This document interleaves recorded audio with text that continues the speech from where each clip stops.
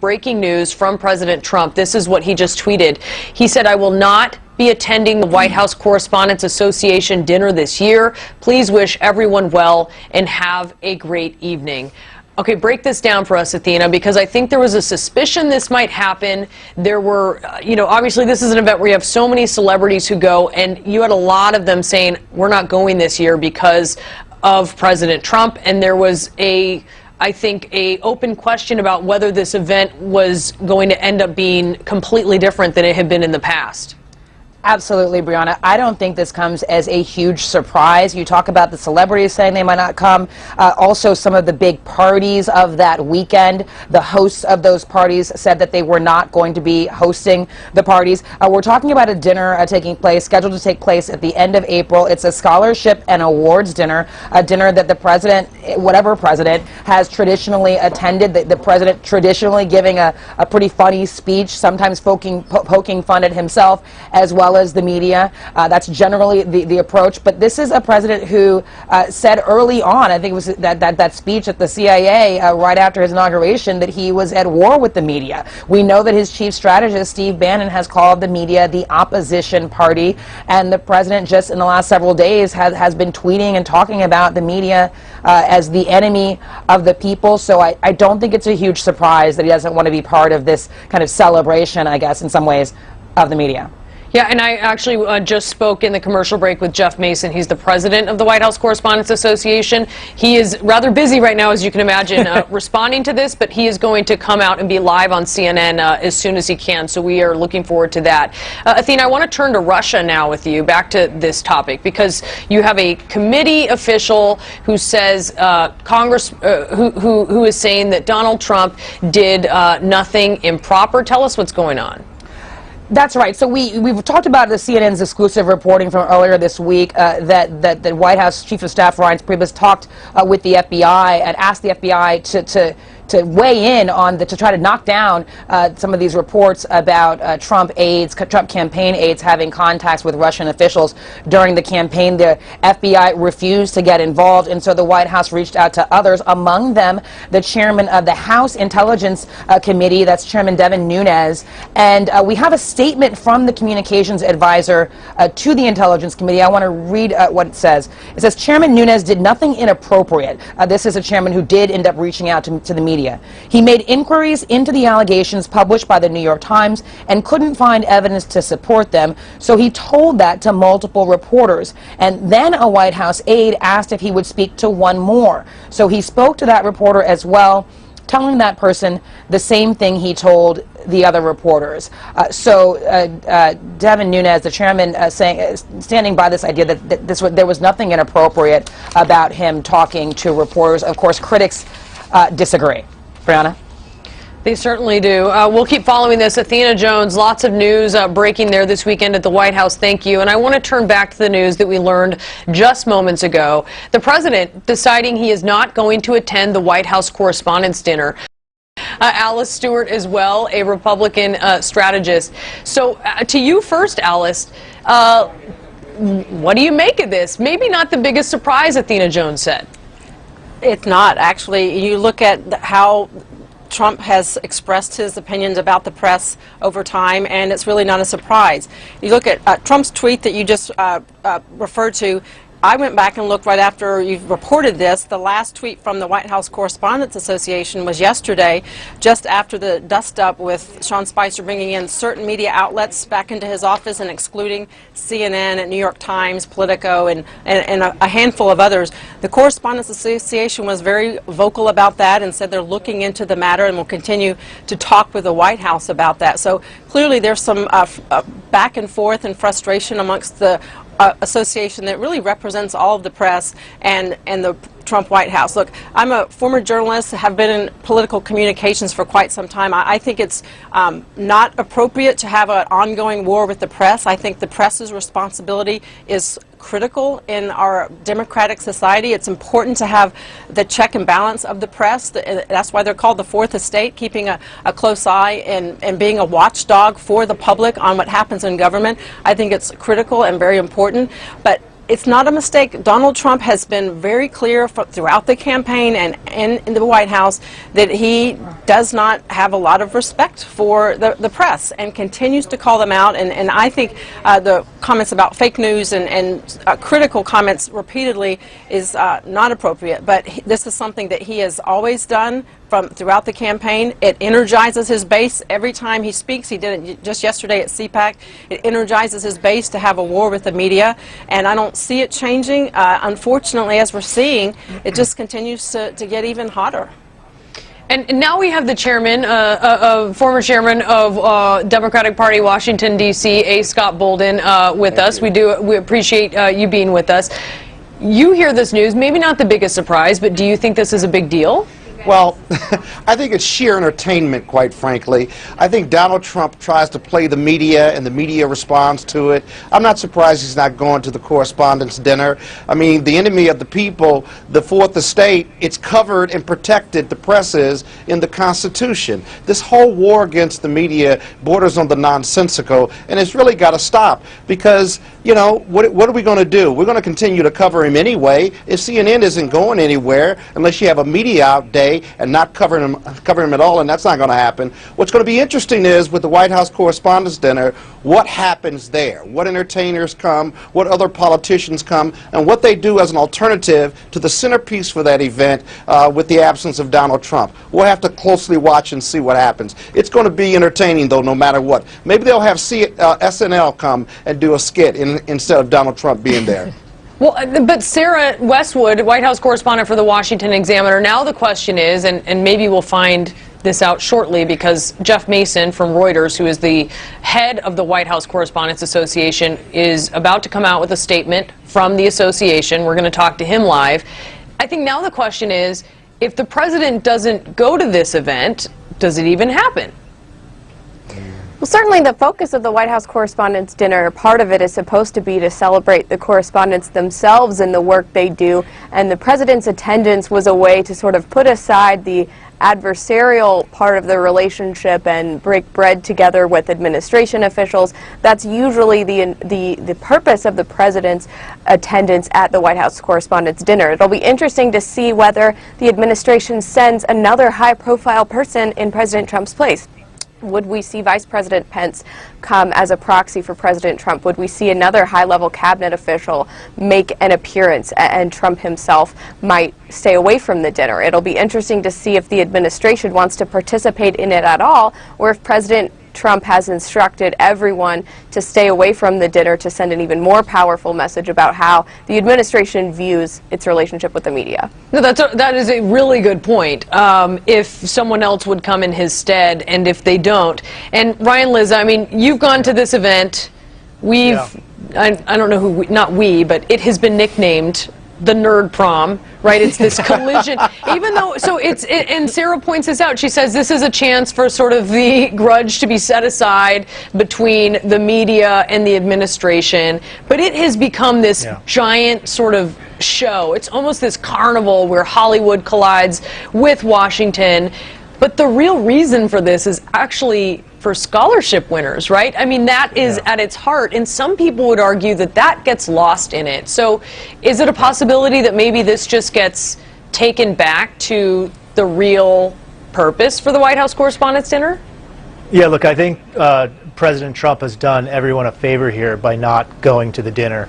My own view of this, New Yorker was not planning on going this year. I've been a member of the White House Correspondents Association since 2001, been to most of the dinners since then, but that dinner, there's a moment in that dinner where everyone gets up and actually toasts the president. And I personally don't see how the White House press corps can get up and toast a president that is calling us the enemy of the American people, someone that in a speech at CPAC this week seemed to mock the First Amendment, or reporters citing the First Amendment. This White House is at war with the press, and my own view is it wouldn't have been appropriate to have the president at the White House Correspondents Association dinner this year. So frankly, I think Trump did everyone a favor and made it a lot easier for people to make that decision. The White House Correspondents Association, the purpose of that dinner is a fundraiser for its scholarship program. That is extremely important. It is the one event where they basically make all of the money that they need to run the White House Correspondents Association. So they were in a little bit of a catch-22. I mean, you can talk to Jeff when he comes on. They need the dinner to fund their what they do, and what they do is very important work. And at the same time, the tradition is to have the president at that dinner, and yet this president does not have a healthy respect for what we do as journalists. So my own view is it would have been inappropriate to attend, and that Trump has done everyone a favor by not going. Yeah, the White House Correspondents Association fights in many occasions and for access there at the White House, and there is an accountability that really ends with the White House Correspondents Association speaking as this unified voice for the press there in what is such an important role. I'm glad you pointed that out, Ryan Lizza. Okay, thank you so much to all of you. And again, we are awaiting a moment with the White House Correspondents Association President Jeff Mason of Reuters to talk to us about this new development and what it's going to mean for the association and for the dinner and for the relationship between President Trump and the press corps. A new salvo in the Trump administration's war on journalists. The president just a short time ago tweeted that he is not going to attend the annual White House Correspondents' Dinner. This coming after CNN and other news outlets were barred from an off-camera White House briefing. That move is not only unprecedented, it looks like an escalation that began earlier on Friday when the president mocked and disparaged the news media at the annual gathering of conservatives at CPAC. We have to fight it, folks. We have to fight it. They're very smart, they're very cunning, and they're very dishonest. So, just to conclude, I mean, it's a very sensitive topic, and they get upset when we expose their false stories. They say that we can't criticize their dishonest coverage because of the First Amendment. You know, they always bring up the First Amendment. And I love the First Amendment. Nobody loves it better than me. Nobody. Well, joining me now to discuss the relationship between the news media and the Trump White House is CNN media analyst Bill Carter. He's the author of The War for Late Night, When Leno Went Early and Television Went Crazy. And we also have CNN political commentator Alice Stewart, a Republican strategist. Bill, to you first. I think some people look at this and they may say, oh, whatever, reporters, you know, the president isn't going to your big party that you throw every year. But this is a data point in a bigger trend, I think, which is just that there is this big divide and that the press is being demonized by President Trump in ways that, you know, he's being dishonest himself about some things when he's talking about the news being fake and that reporters are lying and that they're making up sources. Yeah, well, it's an extreme position that he's taking. The Republicans always criticize the media. This has reached a point where it's, you know, over the top, actually. You know, any story that's critical of now becomes fake. And I think the fact that he's bowing out of this dinner, I mean, look, the dinner has many reasons to criticize the dinner. It's really become sort of an excessive show. But, you know, it has a little bit of the quality of you can't fire me, I quit. Because, you know, I think a lot of people would have dropped out of this dinner, would have protested him, the language that he's been throwing at the press. And also, I think, you know, following Obama, who's been brilliant at these dinners, he would have gotten a lot of criticism. That would not be his crowd. He likes to have his crowd at rallies. He likes to have sort of paid applauders when he goes to various things. He would not have been well received there. So the whole thing would have been fraught for him. And I think, you know, there's been a lot of criticism of Democrats being snowflake. This is sort of snowflakey to me to back out of this. Alice, I know you've been critical of Donald Trump and his message for the media. This would have been a tough thing for him to go to, right? Because Hollywood's so prevalent at this event. Hollywood, generally speaking, at least the vocal parts of it, don't really like Donald Trump. Vanity Fair was saying, we're not going to have this party we normally have. And you had a lot of people who certainly feel they don't have respect for Donald Trump. They're not going to come even to show respect to the institution. So maybe of the presidency. So maybe this isn't a surprise? It's not a surprise. Look, we've already had many of the news outlets, as you mentioned, indicate they're not going to have parties for whatever reason. And a lot of it is because a lot of the bigger parties and attractions for people were because celebrities were there, Hollywood types were there, and they're not coming. Clearly, those in Hollywood, the left, those on the left, aren't supportive of Donald Trump. But you have to go back to the campaign. When Donald Trump first campaigned, he has always been critical of the media. This is not anything new. He truly believes when something that is whether it's factually accurate or not, he is always going to speak against the media. That is simply what he does because whether it's factually incorrect or he doesn't like it, that's what he does. It also energizes his base, and that's something that he will continue to do. Also, that being said, today we had several stories about Russia again leading the headlines, many stories on Russia. The Democrats are having a good day with Tom Perez being elected the chairman of the DNC. Good news for them, not great news for the administration. And Donald Trump, crazy and smart like a fox, throwing something else out there that distracts from these other two headline-grabbing stories. And now the media is talking about this. I know you said he's always felt this way about the media, but now he's calling the media the enemy of the people. I mean, do you see this as an escalation? Do you see this as something that could, while it energizes his base, I mean, how do you feel, especially with your background? You are a former broadcaster, I know, right? You were a reporter in Arkansas. Right. What do you feel about what this does? And I'm not talking about the dinner. I'm just talking about the general environment between Donald Trump and the media. What does this do for the democratic process? Big picture here. Clearly, as you indicate, this energizes his base. They like seeing the enemy. And every Trump event I've ever been to, that is clear. You can cut the tension with a knife.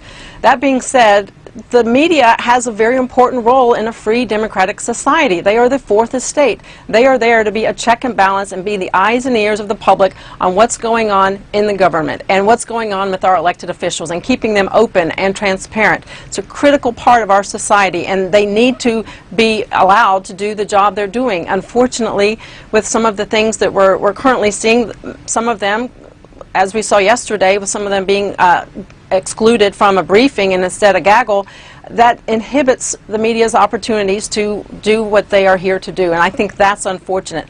Hopefully there will be some conversations and things will smooth out and iron out, but I think it's important for there to be a check and balance on the administration. I think facts are extremely important. That goes for those in the administration, elected officials, and with the media. So I think both sides can really come together and hopefully find a little common ground. All right, let's hope. We may be hoping and hoping. Alice Stewart, Bill Carter, thank you so much to both of you. More about this with CNN senior media correspondent Brian Stelter. He's joining me now on the phone. Brian, I know that a lot of people are not surprised by this decision. And, you know, the dinner is something that has even been criticized in the past as sort of over the top, that it becomes sort of flamboyant, and you forget that, A, this is actually about scholarship winners and talking about journalism. But this is also a moment, as I talked with Jeff Mason, for government and media to acknowledge their important role and that sort of, at times, adversarial relationship that they have. Does this challenge the ability to do that President Trump isn't coming? It does.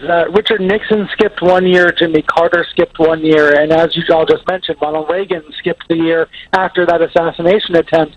I believe Reagan actually still called in by phone because presidents for many decades have sought to use this annual dinner as a chance to show begrudging respect for the Fourth Estate. But this afternoon, it's another anti-establishment message from President Trump. It's similar to the decision to skip another big date on D.C.'s social calendar, the Alfalfa Club dinner back in January. But this is arguably the biggest one of them all. You know, this has been given the nickname of Nerd Prom, with A-list stars flying in and red carpet parties and sponsorships. As you said, people have been critical of this. Observers say this dinner is too cozy. It's too over the top.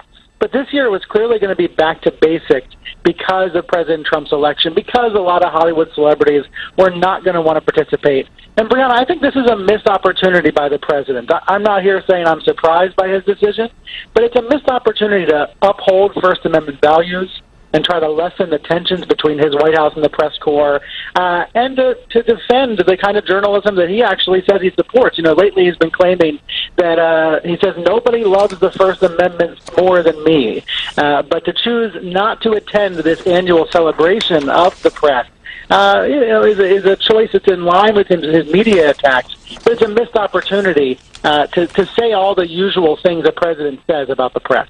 How could he? But he already doesn't say the usual things, right? So how could That's he? true. How could he? Yesterday he appeared to mock the First Amendment.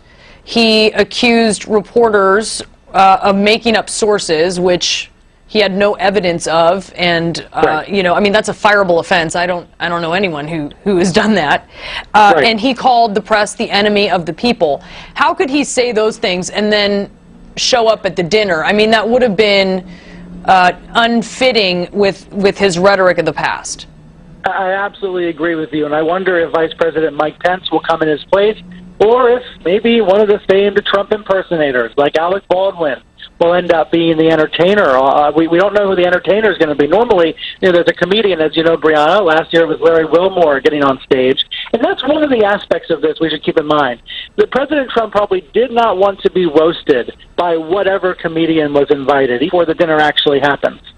All right, Brian Stelter, thank you so much. Thanks. Really appreciate you joining us. And now I want to talk more about this with A. Scott Bolden. He's the former chairman of the Democratic Party in Washington, D.C., and CNN political commentator Alice Stewart. She is a Republican strategist. We also have CNN political commentator Ryan Lizza, Washington correspondent for The New Yorker. And I want you all to actually listen to that moment that Brian Stelter was talking about, President Obama talking about Donald Trump. Donald Trump is here tonight. No one is happier, no one is prouder to put this birth certificate matter to rest than the Donald. And that's because he can finally get back to focusing on the issues that matter. Like, did we fake the moon landing? What really happened in Roswell? And where are Biggie and Tupac? No love lost at that point in time, for sure, because Donald Trump, really one of the original birthers, trying really, spearheading that effort to get President Obama to release his birth certificate. So, Ryan Lizza, I mean, what do you make of this? Because it almost seemed as if there was no way that Donald Trump, if he really did want to put the press in this role as being so in opposition to him, it didn't really seem that it would make sense for him to attend this dinner. Yeah, I was in the room that night, and that was one of the most vicious roastings I've ever seen. And it was one of the reasons I actually thought that Trump might want to go this year, is to sort of return to that dinner and sort of come full circle as the conquering hero of the dinner. Look, after the last month of Trump's statements about the press, defining the media as the enemy of the American people, mocking the First Amendment this week at CPAC, as you pointed out, Brianna, accusing reporters of making up sources with no evidence. I don't think that that dinner was the appropriate forum for the press and the president. There's a moment in that dinner where everyone stands up and toasts the president, and my own opinion is, this is not a time to be toasting someone who calls you the enemy of the American people. The relationship with the press has obviously gotten very adversarial. And, look, maybe we could have seen a détente between now and the dinner could have been a point where Trump stopped those attacks and it was reasonable for everyone to be in the same room. But, as I said to you before, I think he's done everyone a favor here by not going. He's made it less awkward for the journalists that cover the White House to be able to just go to that dinner, celebrate the award winners that are honored at that dinner, celebrate the young scholarship winners that are honored at that dinner.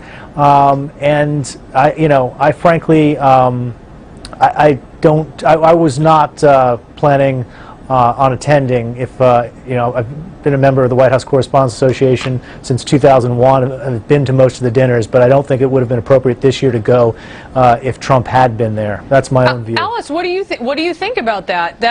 That idea that journalists would not attend or think that it's appropriate to go, if you're to hold that up against just a respect for the institution, even if Donald Trump doesn't appear to respect the institution of the press? Well, we've already heard many people are canceling their parties. A lot of, certainly, the celebrities aren't coming. I've heard of other journalists that feel the same way Ryan does in terms of toasting someone who has roasted you on every opportunity. You have to remember, though, this is not something new. We can go back to the campaign days. Donald Trump truly feels as though the media has been out to get him. They're not reporting on things accurately. That is why he goes to Twitter and gets his message out, bypassing the media, getting his message directly to the people. That's also why he is doing more campaign-style events to get out there with the people and get his message out there directly to them. And he doesn't miss the opportunity while he's there with his people to criticize and take down the media with the crowd. They enjoy that, and it generates his base.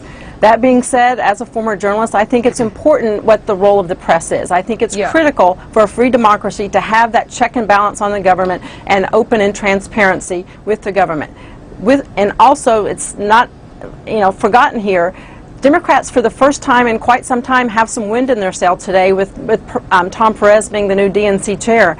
And Republicans have been fighting, this administration has been fighting Russia news every turn. And Donald Trump is not... And I'm sorry to jump in there, Alice. Yeah. I just want to get A. Scott Bolden in here because I only have about 30 seconds left. That's not what we're talking about, Scott. Right. And we're not talking... We're now talking about this. Is this just Donald Trump expertly changing the subject? Maybe, but he's also driving the war on the media. This is just another segment. Remember, he didn't go to a presidential debate during the primary. He seems to feel that if he doesn't show up, he's somehow hurting his adversary, but this is his war against the media. And I'll be honest with you, the best response for the White House Correspondents Association would be to have the most successful dinner ever. Maybe Alec Baldwin can come in character, the celebrities can come, and Ryan can come back to the dinner now because he's not there. He's not coming. Just quickly, I'm sorry, Ryan, I would let you, but we're really out of time. Ryan, Liza, Alice, Stewart, Scott, thank you so much for that. you. Tomorrow.